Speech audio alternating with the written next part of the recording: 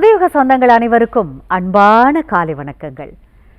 வேயுறு தோழி பங்கன் விடமுண்ட கண்டன் மிக நல்ல வீணை தடவி மாசரு திங்கள் கங்கை முடிமேல் அணிந்த நுளமே புகுந்த அதனால் ஞாயிறு திங்கள் செவ்வாய் புதன் வியாழன் வெள்ளி சனி பாம்பிரண்டும் உடனே ஆசரு நல்ல நல்ல அவை நல்ல நல்ல அடியார் அவர்க்கு மிகவே. தித்திக்கும் இந்த திங்கட்கிழமை காலை பொழுதில் உங்கள் அனைவரையும் உங்கள் இல்லத்தின் வரவேற்பறைக்கே வந்து சந்திப்பதில் மிக்க மகிழ்ச்சி. இது நேரம் நல்ல நேரம் நிகழ்ச்சி. இன்றைய நிகழ்ச்சியில் ஆதிகால பரிகாரங்கள், ஜோதிடம், ஜாதகம் குறித்த பல சுவாரஸ்யமான தகவல்களை நம்முடன் பகிர்ந்து கொள்வதற்காகவும் உங்களுடைய கேள்விகளுக்கும் சந்தேகங்களுக்கும் விளக்கம் அளிப்பதற்காகவுமே நம்முடைய அரங்கிற்கு வருகை தந்திருக்கிறார் பாரம்பரிய திருவள்ளுவர் குல வம்சாவழி உதித்த பிரசன்ன ஜோதிட ஞானி டாக்டர் சுபம் மாரிமுத்து ஐயா அவர்கள். வாங்க அவரை வரவேற்போம். வணக்கம் ஐயா. நல்லா இருக்கீங்க? நல்லா இருக்கேங்க. நல்லா இருக்கேன். அனைவருக்கும் வணக்கம்மா. அனைவருக்கும் வணக்கம். பாரம்பரிய திருவள்ளுவர் குல வம்சம் பிரசன்ன ஜோதிடர் சுப மாரிமுத்து திருப்பூர்லேருந்து இந்த பதிவு உங்களுக்காக. ஐயா, இன்றைய சப்ஜெக்டை பற்றி பேசுறதுக்கு முன்னாடி நேயர்கள் வந்து உங்ககிட்ட பேசணும்னு ஆர்வமாக இருக்காங்க. முதல்ல அவங்க கிட்ட பேசிட்டு தொடரலாம் ஐயா. வணக்கம், நேரம் நல்ல நேரம். யார் பேசுறீங்க? ஹலோ, கோமதி பேசுறேங்க. நல்லதுமா. எங்கேருந்துமா பேசுறீங்க? செய்யார்ல இருந்து பேசுறேங்க. நல்லதுமா. யாருக்காகமா கேட்க போறீங்க? எங்க ஃபேமிலிக்காகவே கேட்கணுங்க. ஃபேமிலிக்காகவே. ஓகேம்மா, நீங்க ஐயா கிட்ட பேசலாமா? சரி. குடும்பத்துக்காக கேட்க. அம்மா வணக்கங்க. வணக்கங்க சார். வணக்கம். என் பேர் கோமதிங்க சார். சரிங்கம்மா. உங்களுடைய கேள்வியை சொல்லுங்கம்மா. சதய நட்சத்திரம், கும்பராசிங்க. சரிங்கம்மா. கடன் பிரச்சனை, நோய் நோய் நொடியில ரொம்ப கஷ்டப்படுறேங்க. நான் ஒரு மாற்றுத்திறனாளி. சரிங்கம்மா. ரொம்ப கஷ்டப்படுறேங்க. நோயாலையும் கஷ்டப்படுறேன், கடனாலையும் கஷ்டப்படுறேன். சரி. 20 வருஷமா கஷ்டப்படுறேங்க. சரி. எங்க வீட்டுக்காருக்கு வந்து இது விருச்சிக ராசி, விருச்சிக ராசிங்க. சரி. அனுச நட்சத்திரம். சரி, ரைட். பாப்பாவுக்கும் அதே ராசிங்க. ஒரே ஒரு பாப்பா தான். சரிங்கம்மா. அவளுக்கும் அதே விருச்சிக ராசி, அனுச நட்சத்திரம். சரிங்கம்மா, ரொம்ப சந்தோஷம். அதாவது என்ன அப்படின்னு கேட்டிங்கன்னா, பாருங்க, ஒரு தாயோட கருவறைக்குள்ளே இருந்து அனுச நட்சத்திர விருச்சிக ராசியில் அப்பா பிறந்திருக்காங்க. அதே பிள்ளையும் அதே அனுச நட்சத்திர விருச்சிக ராசியில் ஒருத்தர் பிறக்கிறாங்கன்னா, அதே கர்ம நட்சத்திரம் வரும்போது பிறக்கிறாங்கன்னா ப்ரிப்பேர் எப்படி இருக்குன்னு சொல்லுங்கள். அவங்களுக்கு கரு உருவானது எப்போவா இருக்கும்? கடவுளுடைய படைப்பில் கொண்டு வந்து அதே அனுச நட்சத்திரம் கொண்டு வந்து சேர்த்துறாங்க. இந்த மாதிரி இருக்கிறவங்களுக்கு தீராத நோய் தீர்றதுக்கும் நம்மளுடைய கடல்லேருந்து விடுபடுறதுக்கும் இதுக்கு ஒரே கோவிலில் இந்த 2 பிரச்சனை இருக்குது. இந்த 2 பிரச்சனை தீர்க்கறக்கு வைத்தீஸ்வரன் கோவிலுக்குள்ளே போய் கார்த்திகை நட்சத்திரம் என்னைக்கு வருதுன்னு பாருங்கள். நேற்றுக்கு கிருத்தியில், நேற்றுக்கு தான் கார்த்திகை, இனி அடுத்த கார்த்திகை வரும். இந்த கார்த்திகை நட்சத்திரம் என்னைக்கெல்லாம் வருதோ அன்னைக்கு வைத்தீஸ்வரன் கோவிலில் முத்துக்குமாரசாமி முருகனுக்கு சந்தன அபிஷேகம் செய்து அதை அப்படியே அந்த சந்தனத்தை கொடுக்குறாங்க. இந்த சந்தனத்தை வாங்கிட்டு வந்து எல்லாரும் தண்ணியில் கொஞ்சம் கொஞ்சம் போட்டுட்டு அந்த தண்ணியில் குளிச்சுட்டா நம்மளோட நோய் தீருமா. அதே முருகர் வந்து கடனை நிவர்த்தி பண்ணுறதும் அவர் தான். தன்வந்திரி சித்தர் ஜீவ சமாதி வைத்தீஸ்வரன் கோவிலுக்குள்ளே தான் இருக்குது. ஒரு முறை நீங்கள் குடும்பத்தோடு கார்த்திகை நட்சத்திரத்தன்னைக்கு போய் இந்த பிரசாதமெல்லாம் வாங்கி சாப்பிட்டுட்டு அந்த கோவிலில் உட்காந்து உங்களுடைய கடன் பிரச்சனை எதெல்லாம் இருக்குதோ அது எல்லாத்தையும் ஒரு வெள்ளை பேப்பரில் எழுதி ஒரு மஞ்சளை தொடச்சி எனக்கு ஒரு அசுபமான கடனை எனக்கு சுபமாக மாற்றி கொடுங்கன்னு சொல்லி உங்களுடைய கோரிக்கை அத்தனையும் ஒரு மனு மாதிரி எழுதி முருகருடைய உண்டியில் போட்டு தேங்காய் வளத்தை உடைச்சி சாமி கும்பிட்டு வெளியில் வந்து ஒரு தயிர் சாதமும் ஒரு தண்ணி பாட்டிலும் வாங்கி அவங்க மனசார ஒரு 22 பேர்த்துக்கு வாங்கி கொடுத்துட்டு வாங்க. அவங்க வாழ்த்த உங்கள் நோயும் கடனும் தீரும். நன்றிம்மா. வணக்கங்க. அழைத்ததற்கு நன்றிம்மா. வணக்கம், நேரம் நல்ல நேரம். யார் பேசுறீங்க? ஹலோ, வணக்கம்மா. எங்கேருந்துமா பேசுறீங்க? நாங்க பாண்டிச்சேரியில பேசுறேங்க மேடம். உங்க பேர் என்னம்மா? ஜெயந்திங்க. யாருக்காகம்மா கேட்க போறீங்க? உங்க பொண்ணுக்காக கேட்கணும்னா. கண்டிப்பா மேடம். உங்களுடைய பொண்ணுடைய ராசி, நட்சத்திரம், லக்னம், வயது இதெல்லாம் சொல்லிடுங்கம்மா. சொல்றேங்கம்மா. 1/9/2004 மீன ராசி, உத்திரட்டாதி நட்சத்திரம், விருச்சிக லக்னம் மேடம். ஓகேம்மா, என்ன கேள்விமா? அதுக்கு லக்னத்துல மாந்தி இருக்குதுங்கம்மா. சரிங்கம்மா. சரிங்க. இன்னொரு கட்டத்துல சூரியனோட சேர்ந்து இருக்குது. சார் வந்து இது பரிகாரம் எல்லாம் சொல்றதே கேக்குறேன், வீடியோ இதுல பாக்குறேன். கண்டிப்பாமா, உங்களுக்கான சொல்யூஷன் கண்டிப்பா ஐயா சொல்லுவாங்க, அவர்கிட்ட நீங்க பேசலாம். ஆமா, வணக்கங்கம்மா. வணக்கம் சார். வணக்கம்மா. அந்த தோஷம் வந்து பெரிய தோஷம் சொல்றீங்க, வீட்டுல நிம்மதியே இல்லாம ரொம்ப கஷ்டமா இருக்குங்க சார். ஆனா அந்த பொண்ணு படிக்கிறதுல திறமையா ரொம்ப கஷ்டப்பட்டு தான் படிக்க வச்சு கூட இருந்து வழி நடத்துறேன். சரிங்க. இருந்தாலும் அது அப்பா அம்மா கிட்ட எல்லாம் வந்து ரொம்ப மிஸ் அண்டர்ஸ்டாண்டிங். படிக்கிறதுல திறமையா தான் இருக்காங்க, எதுலயுமே வெற்றி இல்லைங்க சார். சரி. தோல்வியாவே இருக்குது. நீங்க அந்த மாந்தி தோஷத்துக்கு பரிகாரம் வந்து திருநெல்வேலிக்கு போகணும்னு சொல்லியிருக்கீங்க. ஆனா என் குடும்பத்தோட சூழ்நிலைக்கு அவ்வளவு தூரம் போயிட்டு வர முடியாது. நான் மாடு வச்சிருக்கிறேன். எந்த ஊர்ல இருக்கிறீங்கம்மா? நான் பாண்டிச்சேரியில இருக்கிறேங்க சார். சரிங்கம்மா. அதாவது என்னன்னா, அதாவது உங்களுடைய குறைகளை எல்லாம் நம்ம கேட்கும்போது அடுத்த பிறவியிலேயே நம்ம ஜோசியராகவே பிறக்கணும். ஏன்னு கேட்டீங்கன்னா, ஜோதிடம் ஒரு வழிகாட்டி. மற்றவங்களுக்கு நம்ம சொல்லலைன்னா நம்ம எப்படி வாழ முடியும்? பாருங்கள், இந்த லக்கணத்தில் மாந்தி யாருக்கெல்லாம் இருக்கோ அவங்களுக்கு ஒரு ஆதிகால பரிகாரம்னு சொன்னேன். இன்றைக்கி பார்த்தீங்கன்னா, இன்றைக்கி பெரிய ஒரு ஹைலைட்டே என்னென்னா, இந்த லக்கணத்தில் மாந்தி தான். ஆதி காலத்தில் குளிகன்னு பேர் சொல்லுவாங்க. குளிகன் என்ன வீடு குட்டிச்சவரா அப்படின்னா குளிகன்னா மாந்தி. மாந்தி ஒரு ஜாதகத்தில் லக்கணத்தில் மாந்தி இருந்தால் அந்த குழந்தையோட முகத்தவே கெடுத்துருமா, அந்த முகம் கருப்பாய் போயிடும். அப்போ இதுக்கெல்லாம் வந்து திருநெல்வேலி மாவட்டம் கூடங்குளம் விஜயாபதி விஸ்வாமித்தருடைய ஆலயம் பௌர்ணமி அன்னைக்கு விஸ்வாமித்திர கோவிலில் போய் அந்த சந்தன அபிஷேகம், அந்த சாமிக்கு தேங்காய் பழம் பன்னீரெல்லாம் நம்ம மேலே தெளிக்கிறாங்க. பூஜை பண்ணி முடித்ததுக்கப்புறம் அந்த பூஜை பண்ணி முடித்ததுக்கப்புறம் அந்த குழந்தையை கூட்டிகிட்டு போய் அந்த பன்னீரெல்லாம் சாமி மேலே ஊற்றுனதை தெளிக்கிறாங்க. அதை ஒரு முறை நீங்கள் செய்துட்டு வந்தால் உங்கள் ஜாதகத்தில் இருக்கிற மாந்தி தோஷம் நிவர்த்தியாகும். இதை நீங்கள் கண்டிப்பாக பண்ணிட்டு வாங்க. அதே போல் தெருநாய்க்கு நான்வெஜ் வைக்கணும். ஏன்னா அது பிரேத தோஷம். அந்த பிரேதம் என்பது ஒரு நான்வெஜ் வந்து ஒரு தலவாழை இலையில் சாப்பாடு செஞ்சு தெருநாய்க்கு தான் வைக்கணும், வீட்டு நாய்க்கு வைக்கக்கூடாது. ஏன் வீட்டில் வைக்கக்கூடாது? அந்த காலத்தில் ஏன் தெருவில் இருக்கிறது சொன்னாங்கன்னா, தெருவில் இருக்கிறதுக்கு தர்மம் பண்ணுங்கள், ஏதாவது ஒரு கர்மா இருந்தால் அது வழியில் போயிருந்தாங்க. வீட்டில் வச்சா கர்மா அங்கேயே தங்கிடும். அதனால தான் தெருவில் இருக்கிறதுக்கு வைக்க சொன்னாங்க. இதெல்லாம் முன்னோர்கள் அந்த காலத்தில் சொன்னதா. வாழ்க்கையில் ஒரு முறை அந்த பொண்ணை அழைச்சிட்டு போயிட்டு வாங்க. அதுக்கப்புறம் அவங்களுக்கு கல்வி, படிப்பு, அறிவு, ஞான வித்தை எல்லாமே இருக்கும். யாருடைய ஜாதகத்தில் எல்லாம் கல்வி சோர்ந்து போகுதோ அவங்களோட வீட்டில் விவேகானந்தர், ராமகிருஷ்ண பரமஹம்சர், சாரதாம்பாள் இந்த 3 படத்தையும் பிரேம் பண்ணி வச்சு ஒரு டம்ளர் தண்ணி ஒரு கல்கண்டு வச்சு அந்த குருவுக்கு முன்னாடி உட்காந்து படிக்க சொல்லுங்கள். உங்களுக்கு ஞானம் அதிகமாகி குழந்தை மறக்காமல் பாஸ் ஆகும். நன்றிங்கம்மா. ஐயா, அடுத்த நேர்கிட்ட பேசலாங்கம்மா. வணக்கம். நேரம் நல்ல நேரம். யார் பேசுறீங்க? வணக்கம். வணக்கம்மா, உங்க பேர் என்ன? என் பேர் சரண்யா. நல்லதுமா. எங்கேருந்துமா பேசுறீங்க? சென்னையில இருந்து பேசுறேன். ஓகேம்மா, யாருக்காகம்மா கேட்க போறீங்க? என் பொண்ணுக்காக கேட்கணும். உங்க மகளுடைய ராசி, நட்சத்திரம், லக்னம், வயதெல்லாம் சொல்லிடுங்கம்மா.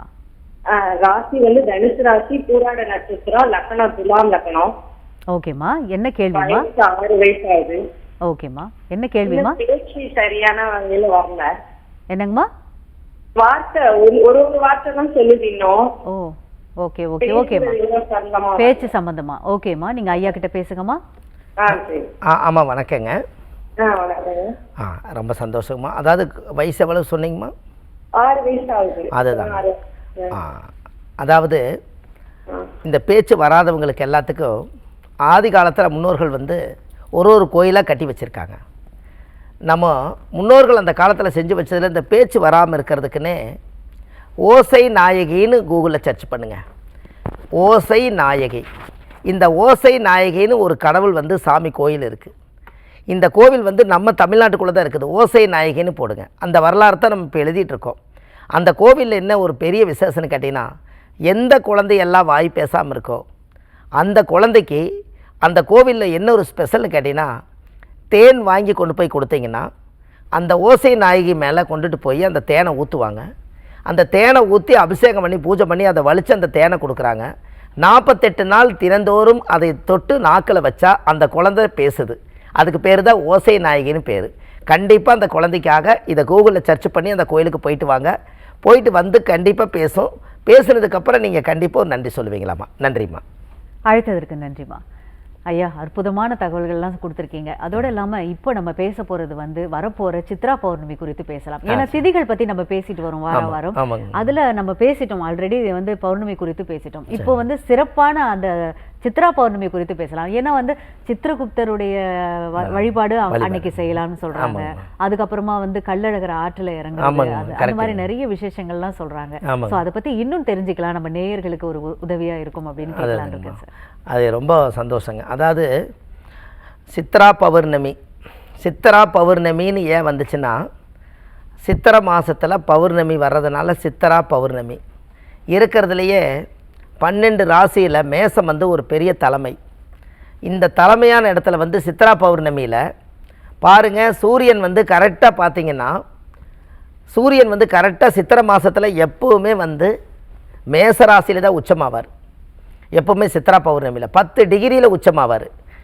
அப்படின்னா பாருங்கள், யாராவது ஒருத்தர் ஜாதகத்தில் சித்திரை மாதத்தில் பிறந்தால் சூரிய உச்சமாக இருந்தால் 10 டிகிரிக்குள்ளே ஒரு குழந்தை பிறந்துச்சுனால் அது அப்பாவுடைய வளர்ச்சியை வந்து பயங்கரமாக அசுர வளர்ச்சி கொண்டு போகுமா.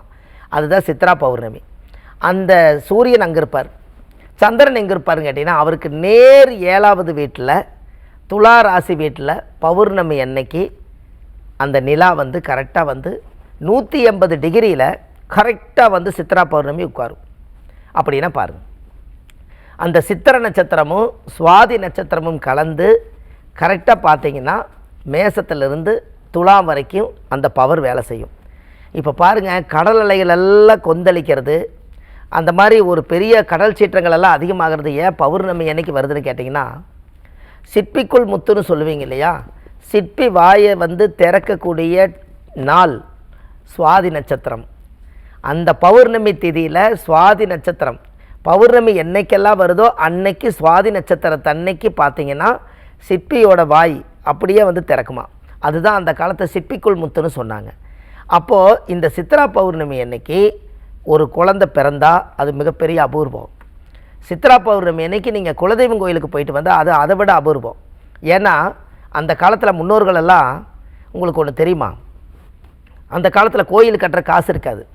இந்த ஜனங்களை எல்லாம் ஒன்று சேர்த்துறக்காக நம்மளுடைய தாய் பிள்ளைங்க, நம்ம ஜாதி சனம், நம்மளுடைய உறவு, நம்ம ரத்தம் எல்லாரும் ஒரு நாள் எங்கே சந்திக்கிறதுன்னு தெரியாமல் இருக்கும்போது ஆற்றுல போய் ஒரு கல்லை எடுத்து கொண்டு வந்து அவங்கவுங்களுக்கு குலதெய்வம்னு அதுக்கு ஒரு பேரை வச்சு அதுக்கு ஒரு திட்டு கட்டி வச்சுட்டு போயிடுவாங்க. அந்த திட்டு கட்டி ஒரு திருவிழா கொண்டாடுவாங்க. வருஷம் எல்லாத்துக்கிட்டையும் அறிவிச்சிருவாங்க. சித்திரா பௌர்ணமி வந்தால் எல்லா மக்களும் இங்கே வந்து சேர்ந்துடணும். அன்னைக்கு வந்து நம்ம குலதெய்வம்ங்கிறது நம்ம தாயை விட தாயோட தெய்வம் தான் குலதெய்வம். அதனால தான் அந்த காலத்தில் ஒரு பழமொழி உண்டு, உங்களுக்கு என்ன தெரியுமா, குலதெய்வத்தை வணங்காமல் கோவிந்தா கோவிந்தா என்று பல தெய்வத்தை வணங்கினாலும் பலனொன்றும் இல்லைன்னு சொன்னாங்க. அந்த காலத்தில் முன்னோர்கள் சொல்லி வச்சது உங்களுக்கு புரியுது. அதாவது குலதெய்வத்தை வணங்காமல் கோவிந்தா கோவிந்தா என்று பல தெய்வத்தை வணங்கினாலும் பலனொன்றும் இல்லைங்களா. முதல் எப்படி தாய் மூலதனமோ அதை விட இன்னொரு தாய் தான் குலதெய்வம். அப்போ இந்த குலதெய்வத்தை வருஷத்தில் ஒரு நாளாவது சித்திரா பௌர்ணமி அன்னைக்கு போய் தேங்காயை உடைச்சிட்டிங்கன்னா என்னுடைய பெற்ற பிள்ளைகளெல்லாம் என்கிட்ட வந்து சேர்ந்துருச்சுன்னு அந்த தாயோட ஆசீர்வாதம் கிடைக்குமா. உங்களுக்கு அதை விட ஒரு சிறப்பான செய்தி சொல்கிறேங்க. நம்ம எல்லா நாளும் எல்லா பௌர்ணமி நம்ம வீட்டில் தங்குறோம். சித்திரா பௌர்ணமி அன்னைக்கு குலதெய்வ வீட்டில் போய் தங்கினீங்கன்னா அதுதான் உங்களுக்கு தாய் வீடு. அன்னைக்கு ஒரு நாள் நீங்கள் அந்த பௌர்ணமி நிலவில் நம்ம கொஞ்ச நேரம் இருந்து ப்ரேயர் பண்ணி நம்ம மனசார வேண்டி நம்ம ஜாதகம், நம்மளுடைய உடல், மனம், செயல் எல்லாத்தையும் சுத்தப்படுத்தி எப்படி செல்ஃபோனில் சார்ஜ் இல்லைன்னா நம்ம சார்ஜ் போட்டுக்கிறோமோ அது மாதிரி சித்திரா பௌர்ணமி அன்னைக்கு குலதெய்வம் கோயிலுக்கு போய் சார்ஜ் போட்டால் அடுத்த வருஷம் சித்திரா பௌர்ணமி வரைக்கும் அந்த பவர் இருக்குங்களா. அதனால தான் வருஷத்துக்கு ஒரு முறையாவது குலதெய்வத்தை கைவிடாதீங்கன்னு சொன்னாங்க. அப்படின்னா முன்னோர்கள் அந்த காலத்தில் சித்திரா பௌர்ணமிக்கு எப்படி சொல்லிக்கிறாங்கன்னு சொல்லுங்கள். அப்போ வர்ற சித்திரா பௌர்ணமியில் நீங்கள் பார்த்தீங்கன்னா நீங்கள் சித்திரா பௌர்ணமிக்கு வீடு வாசலாக வலித்து நீங்கள் எல்லாம் சாமிக்கு தீபமெல்லாம் போட்டு வச்சுட்டு நீங்கள் குலதெய்வம் கோயிலில் போய் அந்த சாமி மேலே ஊற்றின தீர்த்தை நம்ம மேலே படணும். ஏன்னா ஸ்டோரேஜ் அதிகமாக இருக்குது. கடவுள்கிட்ட இருக்கக்கூடிய சக்தியோட ரகசியமே என்னென்னு கேட்டிங்கன்னா, சில தெய்வங்கள் எல்லாம் பார்த்தீங்கன்னா கோபுரம் இல்லாமல் சாமி இருக்கும். அந்த சாமிகிட்ட அதிகமான பவர் இருக்கும். அது உங்களுக்கு தெரியணுமில்ல. இப்போது கருப்பராயன் இருக்கிறாரு, கன்னிமார் இருக்கிறாங்க, வெளியிலேயே இருக்காங்க. முனியப்ப சாமி வெயிலேயே காயிறாங்க. அதாவது ஐயனார் இருக்கிறாரு. இவங்க எல்லாத்துக்கு பவர் ஏன் வருதுன்னு கேட்டிங்கன்னா, இப்போ நம்ம கோபுரத்துக்கு உள்ள கருவறைக்கு இருக்கிற சாமிக்கு பிரபஞ்சம் கொஞ்சம் வழி கொடுத்ததுனால அதுக்குள்ளே அந்த காற்று நுழைஞ்ச சக்தி வருது. ஆனால் ஓப்பனாக அப்படியே இருக்கிற தெய்வங்களுக்கு கடவுள்கிட்டேருந்து டைரக்ட் பவர். இடி இடித்தாலும் அந்த நேர் தான், மழை பெஞ்சாலும் நேராக பெய்யுது. அதிலிருந்து வரக்கூடிய சக்திகள் எல்லாம் அப்சர்வ் பண்ணிக்குது. அதனால தான் குலதெய்வத்துக்கிட்ட நம்மகிட்ட போய் நம்ம வீட்டுக்குள்ளே தூங்குறோம், அது வெளியிலேயே நிற்கிது. அப்போ அந்த கடவுள்கிட்ட நீங்கள் அந்த மண்ணில் ஸ்டோரேஜ் இருக்கனால உங்கள் பாதம் அங்கே பட்டால் உங்களோட தோஷமெல்லாம் நிவர்த்தி ஆகணும் தான் சித்ரா பௌர்ணமி அன்னைக்கு குலதெய்வத்தை போய் கும்பிட்டு வாங்கன்னு சொன்னாங்க. அற்புதம் ஐயா, தொடர்ந்து பேசலாம். ஐயா குலதெய்வ வழிபாடு சித்ரா பௌர்ணமி அன்னைக்கு பண்ணோம்னா எப்படி இருக்கும் அப்படின்னு அருமையா சொல்லியிருந்தீங்க. ஆமாங்க. இப்போ போக முடிஞ்சவங்களுக்கு ஓகே, போக முடியல எங்களுக்கு ரொம்ப தூரத்துல இருக்கிறோம், ஃபாரின்ல இருக்கிறோம் அப்படின்னா அவங்களுக்கு என்ன வழி சார்? அதான் பாருங்க, இப்போ மனசுக்குள்ள அதை நினைக்கிறேங்க, அதே கேள்வி நீங்க கேட்குறீங்க. அதாவது குலதெய்வமே தெரியாதவங்க நிறைய பேர் இருக்காங்க, முதல்ல ஃபாரின்ல இருக்கிறவங்க நிறைய பேர் இருக்காங்க. இப்படியெல்லாம் இருக்கிறவங்களுக்கு நம்ம குலதெய்வ வழிபாடை வந்து இந்த பிரபஞ்சத்தில் இருக்கிறத அப்படியே நம்ம வந்து கேட்ச் பண்ணுற மாதிரி அப்சர்வ் பண்ணணும்னா, கோயிலுக்கே போக முடியலன்னு நினைக்கிறவங்க ஒரு வாளி தண்ணி ஒரு சின்ன ஒரு குடத்துலையோ ஒரு பாத்திரத்துலையோ ஒரு வாளி தண்ணி எடுத்து வீட்டு வாசலில் கொஞ்சம் பன்னீரை ஊற்றி வெளியில் வைங்க. அதே போல் மொட்டை மாடி இருந்தாலும் மேலே வைங்க. அன்னைக்கு அந்த நிலா வந்து நைட்டு இரவு பூரா அந்த தண்ணியில் வந்து இருக்கும்.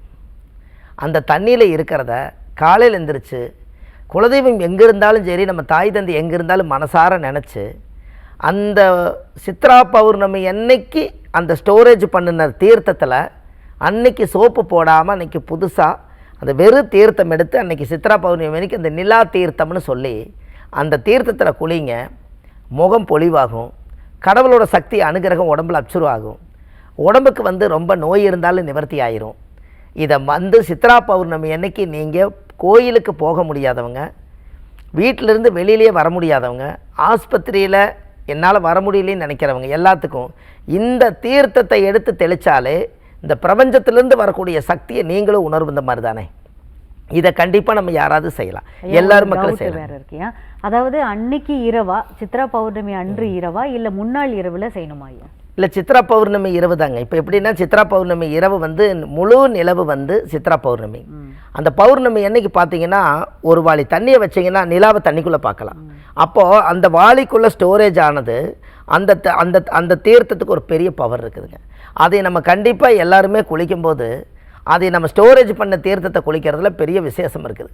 இதை சித்ரா பௌர்ணமி அன்னைக்கு நம்ம செய்துட்டோம், ஒரு வேளை விட்டுட்டாங்க, மாதம் பௌர்ணமிக்கு வருது. அந்த பௌர்ணமி அன்னைக்கும் கூட அந்த நிலா தீர்த்தத்தில் நீங்கள் குளித்தா நீங்களும் நிலா மாதிரி பிரகாசம் ஆகலாம் இல்லையா? அப்போ இதெல்லாமே வந்து ஆதி காலத்தில் முன்னோர்கள் கண்ணாடி பயிற்சியை முதல்ல கற்றுக்கிட்டதே நிலா பௌர்ணமி அன்னைக்கு நம்மளுடைய முகத்திலிருந்து தோஷங்களெல்லாம் வெளியில் போகிறதுக்காக முகம் பார்க்கக்கூடிய கண்ணாடியை மாதம் பௌர்ணமி அன்னைக்கு எடுத்து அந்த நிலாவுடைய பார்வையில் அந்த வெளிச்சத்தில் வச்சு அந்த கண்ணாடியில் நிலாவை பார்ப்பாங்க அந்த காலத்திலேயே. அப்போ ஒரு சொம்பு தண்ணி வைப்பாங்க, அந்த தண்ணியில் நிலா விழுகும், அந்த கண்ணாடியில் நிலா விழுகும். ரெண்டையும் பார்த்து முதல் முகம் பார்த்துட்டு தான் அன்றைக்கி பெற பார்த்துட்டு தான் அன்றைக்கி வாழ்க்கையில் அவங்க வந்து உழைக்கிறக்கே போவாங்க. மாதம் பௌர்ணமிக்கு ஒரு கண்ணாடி ஒன்று நிலாவுக்கு முன்னாடி வாசலை வச்சு ஒரு சொம்பு தண்ணி வச்சு இதையவே நீங்கள் வீடு பூரா தெளித்தாலே அந்த தோஷமெல்லாம் நிவர்த்தி ஆகும். பாருங்களேன், அந்த காலத்தில் எளிமையாக பண்ணினது இப்படித்தான் பண்ணாங்க. அந்த காலத்தில் பாதரசம் உள்ள கண்ணாடின்னு சொல்லுவாங்க. அந்த கண்ணாடியில் நிலாவுடைய பார்வை பட்டாலே நம்ம தோஷ நிவர்த்தி ஆகுமா? உங்களுக்கு ஒன்று தெரியுமா? வீட்டுக்கு முன்னாடி கண்ணாடி ஒரு காலத்தில் மாட்டியிருந்தாங்க. அது எதற்காக மாட்டியிருந்தாங்கன்னா, இன்றைக்காவது சிசிடிவி கேமரா இருக்குது, நீங்கள் யார் வந்துட்டு போகிறீங்களோ வாசல்லையே கேமரா இருக்கிறனால இன்னார் வந்துட்டு போகிறாங்கன்னு கேமரா இன்றைக்கி அமைச்சு கொடுக்குது. ஆதி காலத்தில் கண்ணாடி ஏன் முன்னாடி மாட்டினாங்கன்னா, அந்த காலத்தில் முதல் வந்து கண்ணாடியை உருவாக்குனதே வள்ளலார் தான். வெளிநாட்டிலேருந்து வர வச்ச கண்ணாடி இன்னும் அந்த கோவிலில் இருக்குது. அந்த கண்ணாடியில் போய் பார்த்தீங்கன்னா உங்கள் முகம் தெரியும். அந்த ஒரு அற்புதமான கண்ணாடி முன்னாடி ஏன் வச்சாங்க அப்படின்னா, யார் என்ன தீய நோக்கத்தோடு வீட்டுக்குள்ளே வரோன்னு நினச்சாலும் இந்த கண்ணாடியில் உங்கள் உருவம் பதிஞ்சிருச்சுன்னா எந்த தோஷமாக இருந்தாலும் எதுவாக இருந்தாலும் இந்த கண்ணாடியிலேயே நிப்பாட்டிடுமா. இந்த கண்ணாடி பார்த்ததுக்கப்புறம் வீட்டுக்குள்ளே போகும்போது மனம் சீர்திருத்தமாயிருமா. அதனால தான் முதலே அவங்களோட முகத்தை ஒரு உருவத்தோடு இன்னொரு உருவம் வந்து இங்கே சேரும்போது அந்த கண்ணாடி வந்து அப்படியே பதிவு பண்ணி வச்சுக்குமா. அதனால தான் கண்ணாடி வச்சிங்கன்னா எந்த தோஷம் இருந்தாலும் அதோடு நின்றுன்னு சொன்னாங்க. அதுக்கப்புறம் தான் வீட்டுக்குள்ளே யார் இருந்தாலும் கால் எடுத்து வைக்கணும். அதனால தான் கண்ணாடியை முன்னாடி செவுத்தில் அந்த காலத்தில் மாடத்தில் பதிச்சிருப்பாங்க. யார் வந்தாலும் உங்களோட முகம் அதில் பதிவாயிரும். அது பதிவாயிருச்சுன்னா அதுக்கப்புறம் அந்த வீட்டுக்கு கேடு வராதுங்கிறதுக்காகத்தான் அந்த காலத்தில் கண்ணாடியில் முகம் பார்த்தாங்க. இதெல்லாம் முன்னோர்கள் செஞ்சது தான் பரிகாரங்கள். இது எல்லாம் பாருங்கள், இந்த ஆதிகால பரிகார புத்தகத்தில் நிறைய எழுதியிருக்கேன். இதனுடைய விஷயங்கள் எல்லாம் தெரிஞ்சிருச்சுனால இந்த தாற்பயம் நம்ம அடுத்த லெவலுக்கு போகலாம். வருஷத்துக்கு ஒருக்கா நீங்கள் வந்து கண்ணாடியை மாற்றி ஆகணும். நம்ம உடம்பில் இருக்கக்கூடிய அரணா கயிறு வந்து ஆண்கள் கட்டியிருப்பாங்க. அது ஏன் அரணான்னு வச்சாங்கன்னா, அரணா கயிறுன்னு ஏன் வச்சாங்கன்னா, நம்ம உடம்புலேருந்து பாதி அரை, இந்த இடுப்புலேருந்து பாதி அறையாக இருக்கனால அது அரணான்னு சொல்லி அந்த காலத்தில் ஏன் அரணா கயிறுன்னு கட்டினாங்கன்னா, இந்த பாகத்தை பிரித்ததுனால உடம்பு அங்கே தான் வளையும். அதனால் அந்த காலத்தில் முன்னோர்கள் இது எல்லாம் வச்சுருந்தாங்க. அதனால் வருஷத்துக்கு ஒருக்கா வீட்டில் கண்ணாடியை மாற்றணும். வருஷத்துக்கு ஒருக்கா நம்ம உடம்பில் ஆண்கள் என்றைக்குமே அரணா கயிறு கட்டியிருப்பாங்க. அதையை கட் பண்ணி தலை சுற்றி தண்ணியில் போட்டுட்டு புது அரணா கயிறு மாற்றணுமா. அந்த தேய்மானம், ஏன்னா பிறப்பு வீட்டுக்கு இறப்பு வீட்டுக்கு எல்லா வீட்டுக்கும் நம்ம போயிருப்போம். அதோட சக்தி எல்லாம் அந்த நூலாதாரத்தில் இருந்து உடம்புல உரசிட்டே இருக்கும்போது இந்த கணையம் கல்லீரல் சுரக்கும் போது பழசுக்கு வந்து மரியாதை இருக்காதான். அதனால் அந்த காலத்தில் நீங்கள் எப்படி வருஷத்துக்கு ஒருக்கா பிறந்த நாளுக்கு புது துணி போடுறீங்களோ அது மாதிரி வருஷத்துக்கு ஒருக்கா அரணா கயிறை அறுத்துருங்கிறக்காக அரணான்னு சொன்னாங்க. எப்படின்னு பாருங்கள். இதெல்லாம் அந்த காலத்தில் முன்னோர்கள் சொன்ன வார்த்தை தான். இன்றைக்கி இதெல்லாம் உங்களுக்கு வரப்பிரசாதமாக கிடைக்கிது. அப்போ இன்றைக்கி நம்ம நினச்சி பார்த்தோம்னா ஆண்கள் எல்லாருமே புது அரணா கயிறு மாற்றுறது நல்லது தானே. அந்த காலத்தில் எல்லாம் பாகம் பிரித்ததே இப்படித்தானே பிரிச்சிருக்காங்க. தலை, கழுத்து, தோள்பட்டை, நெஞ்சு, வயிறு, இடுப்பு எல்லாமே வச்சுருக்காங்க. இது அந்த காலத்தில் ஜோசியத்தில் சொல்லி வச்சாங்க, மக்களுக்கு தெரியல. மேசம்னா தலை, ரிஷபம்னா கழுத்து, மிதுனம்னா தோள்பட்டை, கடகம்னா நெஞ்சு, சிம்மம்னா வயிறு, கன்னினா இடுப்பு, துலாம்னா சிறுநீரகம், விருச்சிகம்னா ஆசனவாயு கர்ப்பப்பை, தனுசுன்னா தொடை, மகரம்னா முழங்கால், கும்பம்னா கணுக்கால், மீனம்னா பாதம். ஒரே 12 ராசிக்குள்ள மனிதனோட உறுப்பை அப்படியே பிரிச்சிருக்கிறாங்களா இல்லையா? அப்போ இந்த உறுப்பில் இருக்கக்கூடிய தோஷத்தை நிவர்த்தி பண்ணுறதுக்காகத்தான் அந்த காலத்தில் முன்னோர்கள் இதை சொல்லி வச்சுருக்காங்க. இது எல்லாமே நம்ம தெரிஞ்சுக்கிட்டோம்னா ஒரு நல்ல விஷயங்கள் பண்ணலாம். அப்போ சித்ரா பௌர்ணமி அன்னைக்கு வீடே ஒரு புதுசாக இருக்கணும்னா முதல் பசுமாட்டு கோமையும் வாங்கி சித்ரா பௌர்ணமி அன்னைக்கு எல்லாம் வீடு பூரா தெளிங்க. அதுக்கப்புறம் குலதெய்வ தீர்த்தத்தை கொண்டு வந்து தெளிங்க. அதுக்கப்புறம் கோயிலில் இருக்கக்கூடிய சாமி மேலே இருக்கிற தீர்த்தத்தை தெளிங்க. இதெல்லாம் தெளித்து வாசனை திரவியமான ஒரு மூலிகை பொருள்களை எல்லாம் வீடு பூரா தெளித்து வீட்டுக்கெல்லாம் சாம்பிராணி புகையெல்லாம் போட்டு அதுக்கப்புறம் எல்லா சாமிக்கும் படங்கள், சாமியோட சிலைகள் எல்லாத்தையும் கழுவி சித்ரா பௌர்ணமி அன்னைக்கு புது பொட்டு சந்தனம் வைங்க. சித்திரக்கனி 1 புது வருஷம் தானே. உங்கள் வீட்டில் ஒரே டைரியில் எழுதிட்டு இருப்பீங்க. அந்த டைரியெல்லாம் எடுத்து பேக்கப் பண்ணிவிட்டு புது டைரியில் ஒரு ஸ்ரீராம ஜெயம்னு போட்டுங்கூட நீங்கள் புதுசாக இனிமேல் கணக்கு வழக்க கொண்டு வாங்க. இப்படி எல்லாமே புதுசாக மாற்றும் போது அந்தந்த வருஷம் அப்டேட் பண்ணிட்டா அப்படியே வருஷம் காலங்கள் செல்ல செல்ல வெற்றி நிச்சயம்ங்கிறது உறுதியாகுதுங்க. அருமையான தகவல் ஐயா. சரி. அதோடு இல்லாமல் நம்ம ஆதிகால பரிகாரங்கள் புத்தகங்கள் குறித்தும் நம்ம பேசணும். அதாவது முதல் புத்தகம் இப்போ இருக்கு, 2வது புத்தகம் வேற எழுதிக்கிட்டு இருக்கு சொன்னீங்க. அதனுடைய வேலைகள் எப்படி இருக்கு, உங்களை எப்படி சந்திக்கிறது எல்லாமே ரொம்ப சந்தோஷம். அதாவது ஆதிகால பரிகார புத்தகம் இது வந்து கிட்டத்தட்ட 1736 பரிகாரம். அதே போல் 3000 பரிகாரங்கள் எழுதி அது எல்லாமே டைப் ஆகிட்டுருக்கு. இதெல்லாம் பார்த்திங்கன்னா மக்களுக்கு வந்து ஆதிகால பரிகாரம் பாகம் 2 கூடி சீக்கிரமாகவே இதே இடத்துல அரங்கேற்றமாகும். அதே மாதிரி அந்த ஆதிகால பரிகாரத்தை நம்ம எழுதி மக்களுக்கு ஏதாவது ஒரு பெரிய விஷயத்தை நம்ம செய்து வச்சுட்டு போகணும். அதுதான் பெரிய விஷயம். மூலாதாரம் என்பது நம்ம மூளையில் இருந்து ஒரு மூலாதாரம் ஒரு ஞான உதயமாகுது. அதை நூலாதாரமாக மாற்றி காலத்துக்கும் அழியாத சொத்தை காலத்தால் அழியாதது நூலாதாரம். அதை நம்ம செய்து வச்சுட்டு போனால் அடுத்த தலைமுறைகள் எடுத்து படிப்பாங்க. அந்த வாழ்க்கையில் அவங்களுக்கு ஒரு வழிகாட்டியாக இருக்கும் அப்படின்னு சொல்லி இந்த ஆதிகால பரிகாரம் இந்த புத்தகம் வந்து A4 சைஸு 1736 பரிகாரம் கொண்ட புத்தகம். இது ஆன்லைன்லேயே உங்களுக்கு கிடைக்கிது. 2 நாளில் இந்த புத்தகம் உங்கள் வீட்டுக்கே கிடச்சிரும். இதில் இருக்கக்கூடிய விஷயங்களை எல்லாம் எடுத்து படித்தால் அடுத்த தலைமுறைகளுக்கு நீங்கள் என்ன வேணால் சொல்லிக் கொடுக்கலாம் என்று சொல்லி நம்ம ஜாதகம், பிரசன்னம், ஜோதிடம் அது எல்லாமே நம்ம பார்க்குறோங்க. இது எல்லாமே எங்கே பார்க்குறோம் அப்படின்னு கேட்டிங்கன்னா சென்னையில் வடவழனி முருகன் கோயில் தெப்பக்குள வாசல்லையே நம்ம ஜோதிட அலுவலகம் இருக்குது. அங்கே சனிக்கிழமை, ஞாயிற்றுக்கிழமை, திங்கக்கிழமை நம்ம ஜோதிடம் பார்க்குறோம். மற்ற தினங்கள் திருப்பூரில் பார்க்குறோம். இது இல்லாமல் நம்ம வள்ளுவர் வாக்கு அப்படின்னு ஒரு யூடியூப் சேனல் வச்சுருக்கோம். அதில் 1500 ஆதிகால பரிகாரங்கள் வீடியோவாக கொடுத்துருக்கேன். உங்களுக்கு தேவைப்பட்டால் நீங்கள் அதில் போய் பார்த்துக்கலாம் என்று சொல்லி பாரம்பரிய திருவள்ளுவர் குல வம்சம் பிரசன்ன ஜோதிடர் சுப மாரிமுத்து வாழ்வது ஒரு முறை வாழ்த்தட்டும் தலைமுறை. நன்றி, வணக்கம். இந்நிகழ்ச்சியை பார்த்து கொண்டிருக்கும் அத்துணை பேருக்கும் இந்நாள் இனிய நாளாக அமையட்டும். புதுயுகத்துடன் இணைந்திருங்கள், மகிழ்ந்திருங்கள். நீங்கள் காண தவறிய நிகழ்ச்சிகளை புதுயுகத்தின் சமூக வலைதளங்களில் காண மறவாதீர்கள். மீண்டும் சந்திப்போம். நன்றி, வணக்கம்.